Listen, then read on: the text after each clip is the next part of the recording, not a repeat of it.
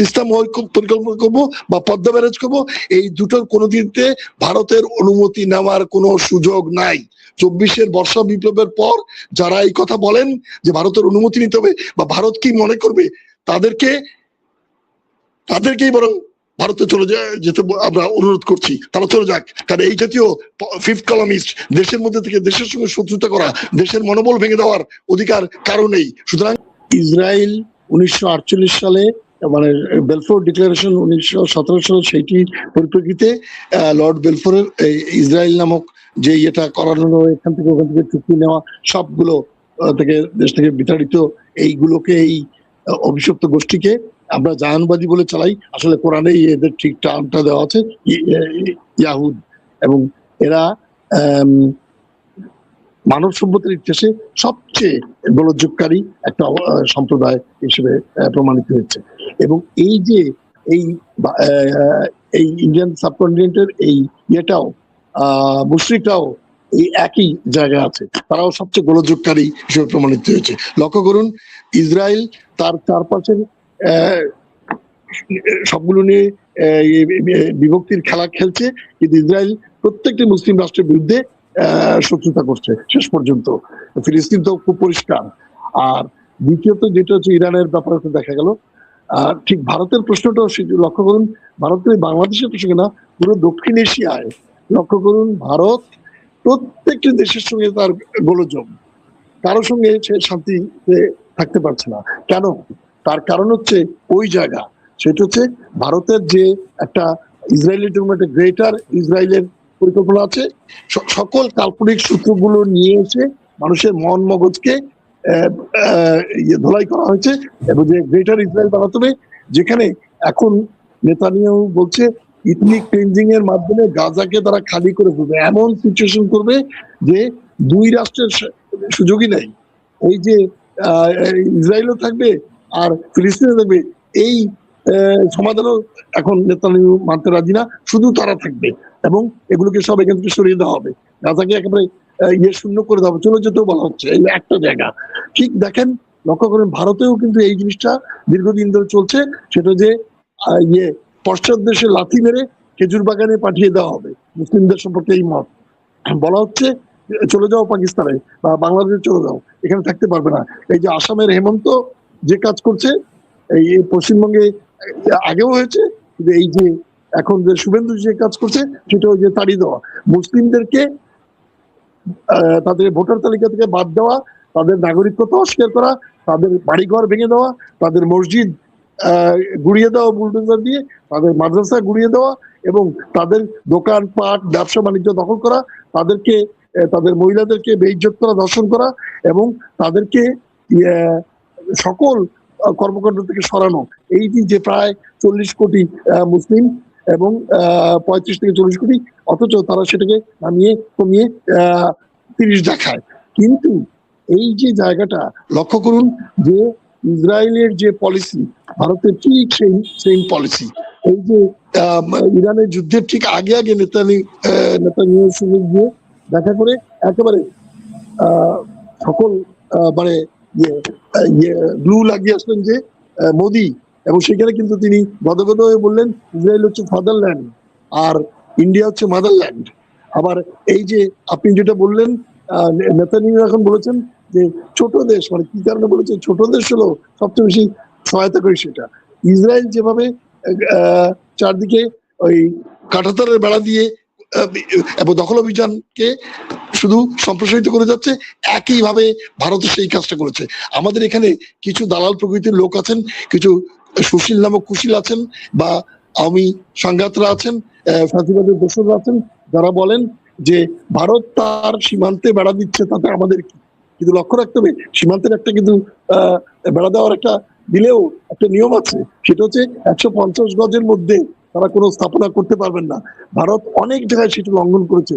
আমি বাংলাদেশের উত্তরবঙ্গের এমন জায়গায় গিয়েছি যেখান থেকে আমি গাড়ি থেকে একটু নামতে চেষ্টা করেছি, আমাকে ড্রাইভার সঙ্গে সঙ্গে চিৎকার করে বাধা দিয়েছে যে স্যার এখানে নামবেন না, নামলে ওই নিচে চা বাগান থেকে ভালো লাগছে, ওইটা কিন্তু ভারত দখল করে বসে আছে, এটা তাদের চা বাগান, নিচে নামলেই গুলি করে ফেলবে, এখানে আমরা গাড়িতে চলে যাবো, কিন্তু এইটুকুই যে আমরা পারছি, এইটুকুই যথেষ্ট। এইভাবে অনেক জায়গায় তারা এনক্রোচমেন্ট করেছে, আঞ্চলিক বর্ডারটা তারা মানে নাই। তারা লক্ষ্য করুন, কাঁটাতারে বেড়া দিয়ে আটকায়, আর ওইদিকে আবার ইয়ে আমাদের সঙ্গে বন্ধুত্ব রাখতে চায় স্বার্থের কারণে। 2 নম্বর হচ্ছে ইসরায়েলও সেরকম। ইসরায়েল ওই ফিলিস্তিনিদেরকে মানুষ বলে গণ্য করে না। ভারত যেমন আমাদেরকেও মানুষ বলে গণ্য করে না। ম্লেচ্ছ, জবন বা ইয়ে বিদেশি বহিরাগত আক্রমণকারী এইভাবে দেখানো হয়। তাহলে আমি যেটা বলতে চাচ্ছি, ভারতের ইসরায়েল হতে যাচ্ছে তার কতগুলো নমুনা একেবারে সংক্ষেপে বলি। একটি লক্ষ্য করেন, এই ট্রান্সবর্ডার যে রিভার গুলো আছে 54টা, এই প্রত্যেকটিতে ড্যাম, গ্রোয়েন বাদ দিয়ে ভারত কিন্তু আটকে ফেলেছে এবং পানিকে অন্যদিকে চ্যানেলাইজ করে নিয়ে চলে যাচ্ছে। অথচ চীন যখন তার নদীকে বাদ দিতে শুরু করেছে, তখন কিন্তু ভারত হইচই করে উঠেছে যে আন্তর্জাতিক আইনের লঙ্ঘন হচ্ছে। কিন্তু ভারত সেই আইন লঙ্ঘন করেছে প্রত্যেকটি নদীর ক্ষেত্রে। আমাদের যে রিভার সিস্টেম, যেটা হচ্ছে পদ্মা রিভার সিস্টেম, আমাদের যে ব্রহ্মপুত্র রিভার সিস্টেম, আর আমাদের যে মেঘনা রিভার সিস্টেম, এই তিনটিকেই তারা ধ্বংস করেছে। সবগুলো নদীতে পানি দিয়ে পানিকে প্রত্যাহার করা হয়েছে। তারা কি করে, এই পানি প্রত্যাহার করে তাদের ভিতরের দিকে নিয়ে চলে যাচ্ছে। এবং আমাদের যে স্বাভাবিকভাবে তারা হলো একটা জিনিস খেয়াল রাখলে, তারা হচ্ছে আপস্ট্রিম অর্থাৎ উজানের দেশ, আমরা হলাম ডাউন স্ট্রিম।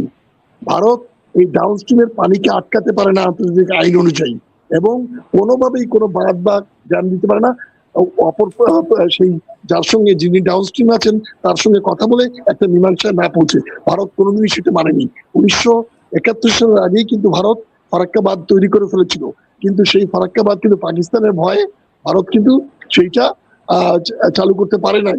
কিন্তু 1975 সালে চালু করতে বললে 41 দিনের জন্য পরীক্ষামূলক ভাবে চালু করার কথা বলে শেখ মুজিব এই দাসত্ব স্বীকার করে নিয়েছিলেন 7 দফা গোপন চুক্তির বলে।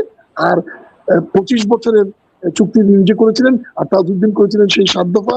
এই দুটির ফলে সেই ভীত সন্ত্রস্ত অবস্থায় এবং একটা দাস্য মনোবৃত্তি থেকে তিনি সেই অনুমতিটা দেন। অনুমতি দেওয়ার পর 41 দিনের জন্য যে পানি ফারাক্কা বাঁধ চালু হলো, সেটা কিন্তু আজও চালু আছে, এইটা মনে রাখতে হবে।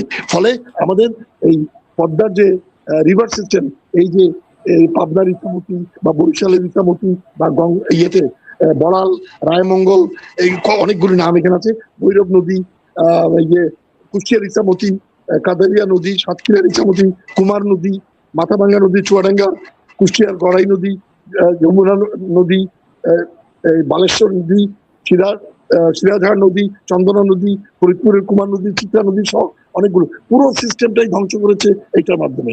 আবার ওই যে ওইদিকে দেখেন, আমি কিন্তু ফারাক্কার ওইদিকেও দেখেছি, আর খুব স্পষ্ট করে একেবারে দীর্ঘ সময় নিয়ে, আমি এখন থেকে 15-20 বছর আগে, এখন গেলে মেরে ফেলবে বা গুম করে ফেলবে, ওই ইয়েতে গিয়ে দেখেছি টুরিস্ট হিসেবে, একবার গজলডোবায় গিয়ে দেখেছি যে ওই পাশে কিভাবে প্রমত্তা, আর ওই পাশে কিভাবে আস্তে আস্তে আস্তে আস্তে চিরচির করে পানি আসে।